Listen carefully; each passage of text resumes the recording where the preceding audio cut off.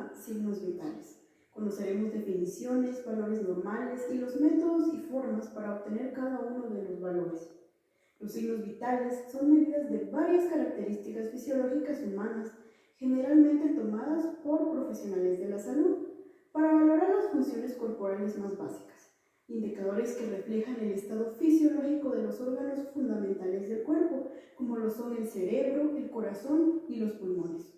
Hay 4 signos vitales principales que los médicos y otros profesionales de la salud examinan en forma sistemática, los cuales son el pulso o frecuencia cardíaca, temperatura corporal, frecuencia respiratoria, presión arterial. A continuación conoceremos acerca del pulso o frecuencia cardíaca. Se denomina pulso a la sensación de choque o levantamiento que se percibe con los dedos de la mano al comprimir moderadamente ciertas arterias superficiales en el cuerpo. El pulso se toma mayormente en la arteria radial, pero es necesario explorarlo en otras arterias accesibles del cuerpo. Se debe de tomar en cuenta las variaciones del pulso, como lo son la frecuencia, el ritmo, la amplitud, la tensión y la celeridad. A continuación conoceremos la técnica correcta y los valores normales o frecuencia al momento de tomar el pulso. Para obtener una mejor precisión en la medición del pulso arterial, primero hablaremos de la técnica correcta. Usaremos los 3 dedos centrales de la mano o bien 2 dedos, el índice y el medio, usando solo los pulplejos, nunca las puntas de los dedos. La mano iría en forma de garra, intentando alinear los pulplejos. Debemos hacer una ligera presión, siguiendo siempre la proyección de la arteria. Si hacemos una presión demasiado fuerte, ocasionaremos la oclusión del pulso. Daremos inicio con la medición, sin antes recomendar que al momento de inspeccionar debemos de hacerlo del lado derecho del paciente. El pulso temporal lo encontraremos delante del trago de la oreja, entre el temporal y el frontal, colocando nuestros dedos inspectores en esta posición. El pulso carotidio lo encontramos en el borde anterior del músculo esternocleidomastoideo y la laringe, colocando nuestros dedos inspectores de esta manera. El pulso facial. Colocaremos nuestros dedos inspectores en el borde inferior del maxilar inferior, de esta manera. El pulso humeral. Con nuestra mano derecha tomaremos el brazo del paciente, lo elevaremos con nuestra mano izquierda y nuestros dedos inspectores examinaremos e ingresamos a lo largo del bíceps. El pulso braquial.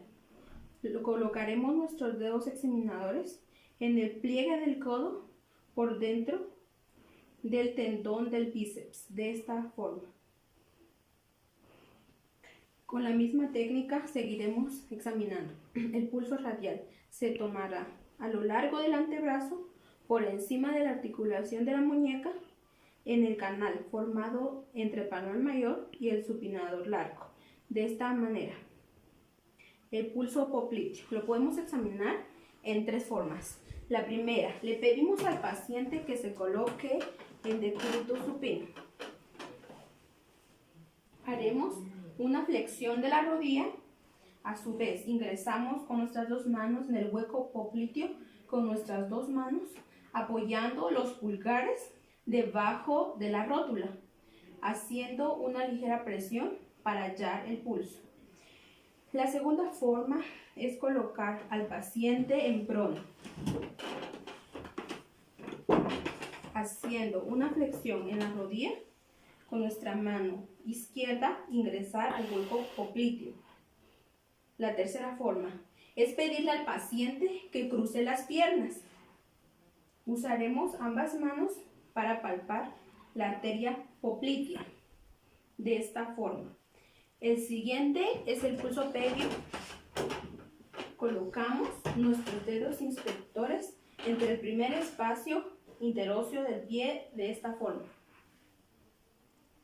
Y por último, el pulso tibial posterior. Con nuestra mano izquierda tomamos el pie del paciente y con nuestros dedos examinadores lo colocamos detrás del malleolo inferior, de esta forma. El ritmo del pulso arterial se caracteriza por los tiempos o espacios que separan a las pulsaciones, siendo un pulso normal, rítmico, y cuando los espacios son desiguales, el pulso es irregular. La amplitud del pulso es el cambio de volumen de la arteria, el paso de la onda pulsátil y la magnitud de levantamiento del dedo que palpa. ¿A qué nos referimos con esto? Cuando el pulso no se palpan disminuidos, se palpan normales, se palpan aumentados y se palpan muy aumentados. No olvidemos que la frecuencia del pulso se obtiene contando el número de pulsaciones por minuto. Cuando ya tengamos un poco más de práctica, podemos tomarlo durante 30 minutos y después multiplicarlo por 2. Pero es más recomendable tomarlo el minuto completo para una mayor precisión. Recordemos que la frecuencia del pulso varía entre las edades y el sexo. Cuando se encuentra de 90 pulsaciones arriba, decimos que se trata de taquicardia, y cuando se encuentra por debajo de 60 pulsaciones, decimos que es bradicardia. Conoceremos también acerca de la temperatura corporal, que es una medida de la capacidad del organismo de generar y eliminar el calor del cuerpo. El cuerpo es muy eficiente para mantener su temperatura dentro de los límites seguros, incluso cuando la temperatura exterior cambia o varía en mucho. La temperatura corporal se puede medir en muchos lugares del cuerpo. Los más comunes son la boca, el oído, la axila y el recto. De acuerdo a la Asociación Médica Americana, la temperatura oscila entre 97.8 grados Fahrenheit, lo que es equivalente a 37.2 grados centígrados, siendo el hipotálamo el encargado de regularla. La forma más eficaz de conocer la temperatura corporal es a través de un termómetro, usando la técnica correcta que veremos a continuación. ¿Cómo medir la temperatura? Para tomar la temperatura necesitamos conocer cuáles son nuestros instrumentos. Existen 4 tipos de termómetros, los cuales encontramos los termómetros digitales de contacto, lo cual nos da la temperatura de manera rápida, pero son de mayor costo y son de batería. En ese termómetro podemos utilizarlo en la axila, lo podemos utilizar en la boca y en el recto en algunos casos. Están también los termómetros infrarrojos que se toma la temperatura óptica o del oído. Están también los termómetros de cinta, que son los que se ponen en la frente y son los que mostramos por acá. Estos son de una sustancia de color, lo cual nos indicará qué temperatura tiene el paciente. Estos son muy baratos, pero tienen un margen de error muy grande, lo cual pues no es de los indicados para la toma de la temperatura. Están también los termómetros de mercurio.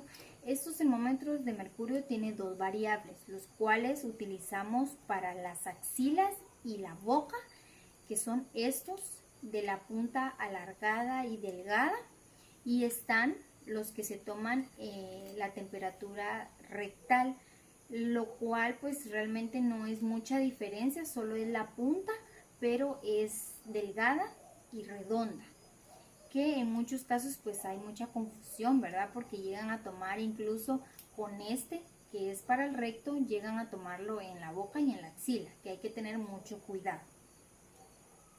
Antes de tomar la temperatura con el termómetro de mercurio, tenemos que limpiarlo adecuadamente, ya que se utiliza en muchas personas, y esto puede llegar a causarle una infección a una persona, ya que pues se utiliza, ¿verdad?, de manera constante, y no es bueno que nosotros vayamos de una vez a sacarlo, tomar la temperatura. No, tenemos que limpiarlo con algodón y alcohol. También debemos recordar que debemos de agitarlo para que la barra de mercurio esté completamente baja y podamos nosotros tomar una temperatura exacta. Se debe tomar la temperatura de una manera prolongada, en un tiempo prolongado. En algunas áreas en la cual nosotros en un ratito vamos a tomar, vamos a darnos cuenta que en la axila el tiempo que tiene que estar el termómetro en el paciente tiene que ser de 5 a 10 minutos. Eso es lo normal para poder ya tener la temperatura exacta. En el recto son de 2 a 3 minutos. En el de cinta, que es acá en la frente, son a 15 segundos a 30. Ya que sabemos cuáles son los instrumentos que utilizamos para la toma de la temperatura, ahora vamos a ver cuál es la toma adecuadamente. Seguidamente, para la toma de la temperatura necesitamos que el paciente esté en reposo y no haya hecho ningún ejercicio. En este caso vamos a tomar la temperatura oral. Es muy importante que lo hayan desinfectado con alcohol y algodón, lo cual le vamos a decir al paciente que abra la boca y vamos a aplicarle el termómetro debajo de la lengua. Puede bajar y esperar de 5 a 10 minutos para que la toma de la temperatura sea exacta. Entonces, ya pasando los 5 a 10 minutos, vemos si está en los rangos normales, ya que los rangos normales es de 36.5 a 37.5. Entonces, ya teniendo al paciente, puede abrir la boca, miramos la barra de mercurio y miramos que la temperatura está en 36.7, la temperatura del paciente. Después de la temperatura oral, entonces venimos y aplicamos alcohol en un pedazo de algodón, desinfectamos muy bien el termómetro, si en dado caso no tenemos otro, si utilizamos el mismo, ¿verdad? Y no tenemos otro, entonces lo desinfectamos, esperamos que se seque y venimos y bajamos otra vez la barra de mercurio para tomar la temperatura axilar. Puede levantar su brazo. Es muy importante que el paciente tenga una ropa que pueda ayudarnos para introducir el termómetro.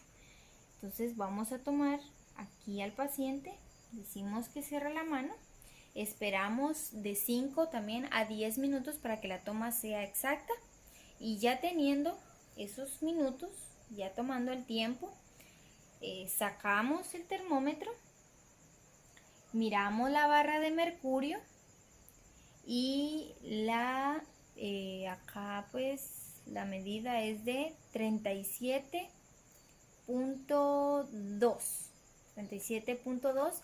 Acá es muy importante que ustedes puedan sumarle 0.5 a la temperatura axilar para que sea ya exacta, ¿verdad? La temperatura de la axila. También vamos a tomarle la temperatura acá en la frente, que para eso utilizamos este termómetro de cinta, y se lo ponemos acá al paciente. Es muy importante que el paciente tenga seca la frente, no tenga sudor, limpiarlo con una toallita. En este caso pues el paciente tenía ya seca la frente, no tenía sudor. Esperamos a 15 a 30 segundos y acá nos tira que el paciente tiene 37 de temperatura. Tal vez ustedes lo pueden ver aquí rapidito, nos lo tiró acá, 37.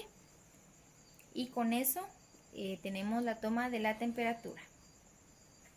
Conoceremos también acerca de la frecuencia respiratoria, que es el número de actos respiratorios por minuto a través de un proceso llamado respiración, que es la función que tiene por objeto proporcionar a todas las células del organismo la cantidad indispensable de oxígeno y también de eliminar el dióxido de carbono resultante del metabolismo celular. En una persona adulta, en reposo, la frecuencia respiratoria debería de ser de 16 a 20 respiraciones por minuto y varía por causas múltiples. hablando sobre la frecuencia respiratoria. Tenemos varios tipos. La primera es de Cheyne-Stokes, que consiste en una frecuencia respiratoria en forma de diamante. Se dice que es una frecuencia respiratoria en forma de diamante ya que consiste en dos respiraciones, que es la taquipnea y la hipopnea. También tenemos la respiración de Kussmaul. Esta respiración también consiste en una respiración de taquipnea y hipopnea, pero de forma constante. También tenemos la respiración de Biot. Esta respiración consiste en que es una respiración con breves pausas apneicas sucesivas. También les hablaré sobre cómo podemos observar, ya sea en un paciente hombre o una paciente mujer, la frecuencia respiratoria. En un hombre lo podemos observar en la parte inferior del tórax o el abdomen, y en una mujer lo podemos observar en el pecho cuando expira y inspira durante 1 minuto. Seguidamente podemos observar la forma práctica y correcta de cómo podemos tomar la frecuencia respiratoria a nuestro paciente. Ahora comenzaremos a ver la frecuencia respiratoria que tiene nuestro paciente. Le podemos decir a nuestro paciente, ya sea que se acueste, y de esa forma nosotros ver la inspiración y expiración durante 1 minuto. También le podemos decir a nuestro paciente que le vamos a tomar el pulso y de esa forma, de una forma indirecta, le vamos a ver el abdomen, y de esa forma es que nosotros vemos la frecuencia respiratoria durante 1 minuto. O también le podemos tomar el ritmo cardíaco de nuestro paciente de esta manera. Y como anteriormente dijimos, vamos a ver indirectamente cuántas respiraciones por minuto tendrá nuestro paciente. Si nuestro paciente se encuentra entre ya sea un rango normal, un rango rítmico o irregular. Si nuestro paciente se encuentra en un rango normal, se encontrará dentro de 16 respiraciones a 20 respiraciones por minuto. Si se encuentra entre una respiración menos de 16 respiraciones por minuto, nuestro paciente tiene una bradipnea. O si nuestro paciente se encuentra entre un ritmo de más de 20 respiraciones por minuto, nuestro paciente podemos decir que tiene una taquipnea. Así que en este caso podemos decir que nuestro paciente tiene de 17 respiraciones por minuto y está entre el rango normal. Conoceremos acerca de la presión arterial, que es la fuerza que ejerce contra la pared arterial la sangre que circula por las arterias. La presión arterial incluye 2 mediciones, que son la presión sistólica, que se mide durante el latido del corazón, es decir, durante el momento de la presión máxima, y la presión diastólica, que se mide durante el descanso entre 2 latidos, es decir, momento de la presión mínima. La presión arterial no es un factor constante, quiere decir que cambia de un día para otro, de hora a hora, incluso de un minuto a otro. Los límites que se pueden considerar normales varían con el clima y la raza, y la forma frecuente de poder medirla es por medio de un esfigmomanómetro, el cual nos arroja los valores normales que se encuentran en un paciente, y estos son de 120 a 80, variando según enfermedades o padecimientos. Es muy importante tomarse la presión arterial, ya que a través de ello podemos evitar una hipertensión arterial. Entre la frecuencia sistólica y diastólica en una persona adulta promedia tenemos entre 120 a 129 milímetros de mercurio en la presión sistólica, entre 80 y 84 en la presión diastólica. Entre las presiones limítrofe tenemos 130 a 139 milímetros de mercurio en la presión sistólica. Tenemos entre 85 y 89 en la presión diastólica. Entre los equipos tenemos lo que es en mercurio, anaerobios y electrónicos. Entre los electrónicos podemos observar esta. En la medición que en un rato les enseñaremos, tenemos lo que es el esfigmomanómetro y el estetoscopio para escuchar los ruidos de Korkov. Cuando el paciente visite al personal médico, tiene que ser informado 30 minutos antes de la medición. No debe tomar café o bebidas con cafeína, fumar tabaco, consumir sustancias ilegales, realizar ejercicio físico intenso, tener la vejiga llena, padecer de dolor intenso. La posición del paciente tiene que ser correcta. La espalda tiene que estar firme, los pies tienen que estar firmes y tiene que tener antes de la medición un reposo de por lo menos 5 minutos. Si se pueden fijar, las piernas tienen que tener un ángulo de 90 grados. El brazo del paciente tiene que estar desnudo hasta el hombro, posicionado a la altura del corazón. La posición de la mano, como podemos ver, tiene que estar recta. Empezamos colocando el esfigmomanómetro.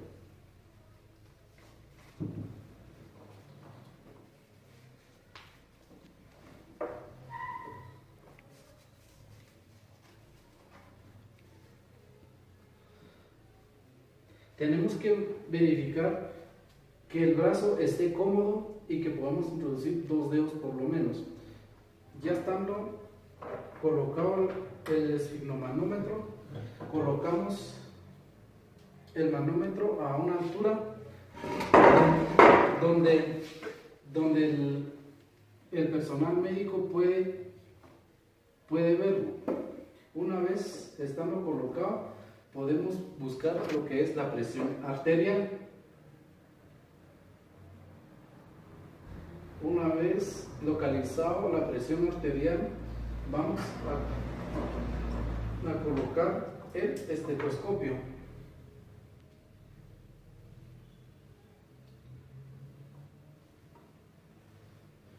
Una vez localizado, empezamos a inflar el manguito.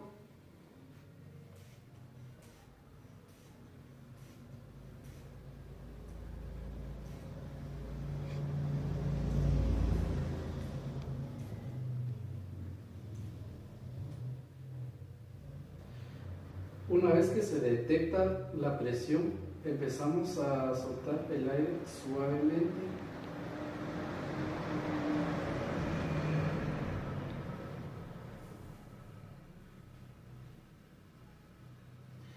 La campana del estetoscopio, si nos podemos dar cuenta, tiene que estar fijada.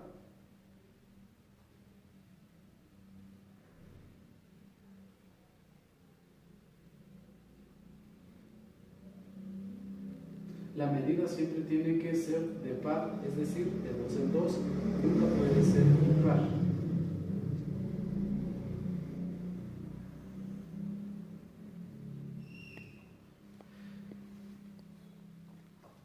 Una vez detectado, podemos anotar la frecuencia o la presión arterial. Importante revisarse los signos vitales frecuentemente: la temperatura corporal, el pulso, la frecuencia respiratoria, la presión arterial, ya que es muy importante porque a través de ello podemos detectar alguna enfermedad o monitorearla. Esto nos ayuda a que como persona debemos estar sanos y más en épocas como la que vivimos. Esto nos ayuda a que llevemos un mejor control sobre nuestra salud.